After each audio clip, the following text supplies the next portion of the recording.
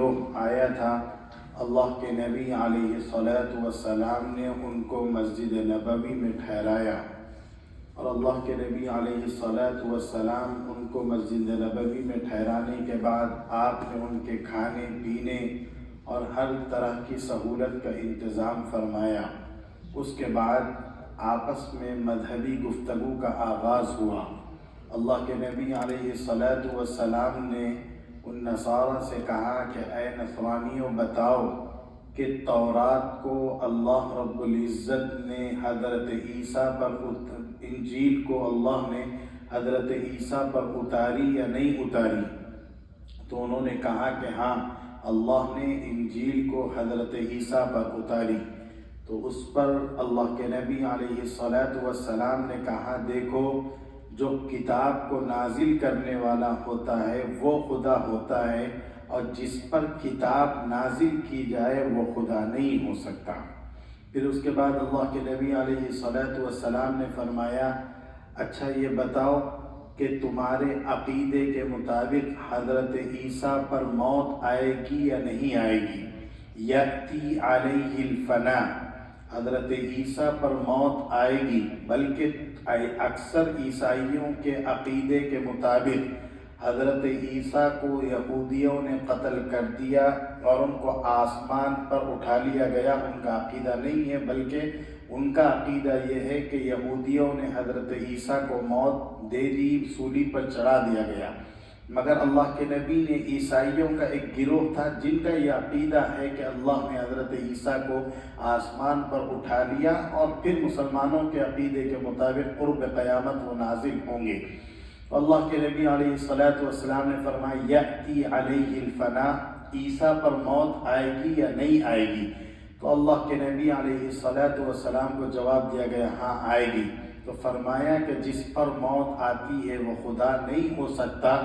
اللہ لا الہ الا هو الحی القیوم، اللہ تو وہ ہے جو خود بھی ہمیشہ سے زندہ ہے، کبھی اس پر موت طاری نہیں ہوگی۔ القیوم، جو خود بھی موجود ہے اور پوری دنیا کے نظام کو سنبھالا ہوا ہے۔ اور حضرت عیسیٰ کی ذات یہ ہے کہ تمہارے عقیدے کے مطابق وہ یہودیوں سے اپنے آپ کو نہیں بچا سکے تو دنیا کے نظام کو کیسے قائم کر سکتے ہیں؟ بہرحال اللہ کے نبی علیہ الصلاۃ والسلام نے یہ دلائل دیے اور فرمایا کہ دیکھو، اصل عقیدہ تمہارا نہیں ہے۔ عیسیٰ کے سلسلے میں جو عقیدہ ہے وہ قرآن نے بیان کیا ہے، ما قتلوہ وما صلبوہ، نہ وہ قتل ہوئے نہ ان کو سولی پر چڑھا دیا گیا، بل رفعہ اللہ الیہ، بلکہ اللہ نے ان کو آسمان پہ اپنی طرف اٹھا لیا ہے، اور نہ وہ خدا ہیں نہ خدا کے بیٹے ہیں، بلکہ وہ اللہ کے نبی اور اس کے رسول ہیں۔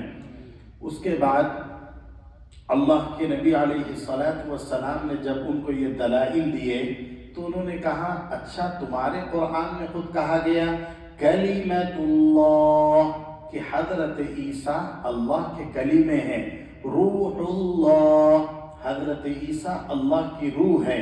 تو کلمۃ اللہ اور روح اللہ، ان الفاظ سے تو یہ پتہ چلتا ہے کہ یہ اللہ کی روح ہیں، خدا کے بیٹے ہیں، بلکہ خدا ہیں۔ اس لیے اس کا کیا جواب ہوگا؟ تو قرآن کریم نے ایک بہترین اصول بیان کر دیا۔ وہ اصول یہ تھا، قرآن کہتا ہے هو الذی انزل علیک الکتاب منہ آیات محکمات هن ام الکتاب وَأُخَرُ مُتَشَابِهَاتٌ۔ دیکھو، قرآن کریم کی آیات دو طرح کی ہیں۔ ایک طرح کی آیات تو وہ ہیں جس کے معنی، مفہوم اور جس کا مطلب بالکل صاف صاف ہیں، اور یہی اصل مدار ہیں، یہی اصل ہیں، اور انہی پر شریعت کا دار و مدار ہے، ان کو فالو کرنا ہے۔ لیکن کچھ آیتیں ایسی ہیں متشابہات، ان کے معنی اللہ اور اس کے رسول اور وہ علماء جن کو اللہ نے علم میں رسوخ عطا فرمایا ہے، ان کے علاوہ کوئی نہیں جانتا۔ وَمَا يَعْلَمُ تَأْوِيلَهُ إِلَّا اللَّهُ وَالرَّاسِخُونَ فِي الْعِلْمِ يَقُولُونَ آمَنَّا بِهِ کل من عند ربنا. جب اس طرح کی متشابہات والی آیات آتی ہیں تو جو اہل علم ہیں یا تو وہ جانتے ہیں یا وہ یہ کہہ دیتے ہیں آمنا، ہم اس پر ایمان لے کر آئے. ان آیتوں کا حقیقی مطلب و مفہوم کیا ہے ہم اللہ پر چھوڑتے ہیں. اس لیے کلمت اللہ، روح اللہ کے جو الفاظ کہے گئے ہیں یہ بھی آیات متشابہات ہیں. علماء نے اس کا مطلب یہ بیان کیا کہ ہر انسان کی پیدائش میں ماں اور باپ دونوں کا دخل ہوتا ہے، لیکن اللہ تعالیٰ نے حضرت عیسیٰ کو بغیر باپ کے پیدا کیا. صرف یوں کہا کن، پیدا ہو جاؤ، تو حضرت عیسیٰ اس کلمہ کن سے پیدا ہو گئے تھے. اس لیے ان کی طرف نسبت کر دی گئی کلمت اللہ، کہ یہ اللہ کے کلمے ہیں. اور روح اللہ اس وجہ سے کہتے ہیں کہ حضرت جبرائیل امین اکثر حضرت عیسیٰ علیہ السلام کے ہر موقع پر انہوں نے مدد فرمائی ہے، اس لیے اس کی طرف نسبت کرتے ہوئے روح اللہ، اللہ تعالیٰ کی روح کہا جاتا ہے. اس کا یہ مطلب جو تم نے نکالا کہ یہ خدا کے بیٹے ہیں صحیح نہیں ہے، اس لیے کہ آیات متشابہات کو سمجھنے کے لیے آیات محکمات جو صاف صاف آیتیں ہیں ان کا سہارا لینا پڑتا ہے. اور قرآن کریم کی دوسری آیات میں حضرت عیسیٰ خود کہتے ہیں انی عبداللہ، میں اللہ کا بیٹا ہوں، اللہ کا نبی اور رسول ہوں. اس سے یہ صاف معلوم ہوتا ہے کہ حضرت عیسیٰ خدا کے بیٹے نہیں ہیں. جب اللہ کے نبی علیہ السلام نے یہ تمام دلائل دے دیے تو نصرانیوں نے جب یہ بات نہیں مانی، پھر ٹال مٹول کرنے لگے، تو اللہ کے نبی نے کہا فَمَنْ حَاجَّكَ فِيهِ مِنْ بَعْدِ مَا جَاءَكَ مِنَ الْعِلْمِ فَقُلْ تَعَالَوْا نَدْعُ أَبْنَاءَنَا وَأَبْنَاءَكُمْ وَنِسَاءَنَا وَنِسَاءَكُمْ وَأَنفُسَنَا وَأَنفُسَكُمْ. اچھا دیکھو، اب تم اگر ہماری ان باتوں کو تسلیم نہیں کرتے تو آؤ مباہلہ کریں گے.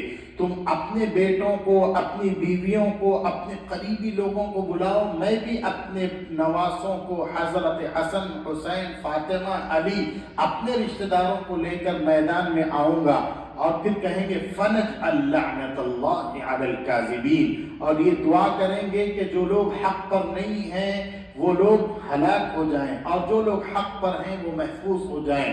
نصرانیوں کے جو پیشوا تھے انہوں نے پہلے ہی کہہ دیا تھا ابو حارثہ بن علقمہ نے کہ یہ نبی برحق ہے، اور جو نبی برحق سے مقابلہ اور مباہلہ کرتا ہے وہ ہلاک ہو جاتا ہے. تو انہوں نے ٹال مٹول کیا اور کہا کہ نہیں، ان باتوں کو تسلیم کریں اور یہاں سے خاموشی کے ساتھ نکل جائیں.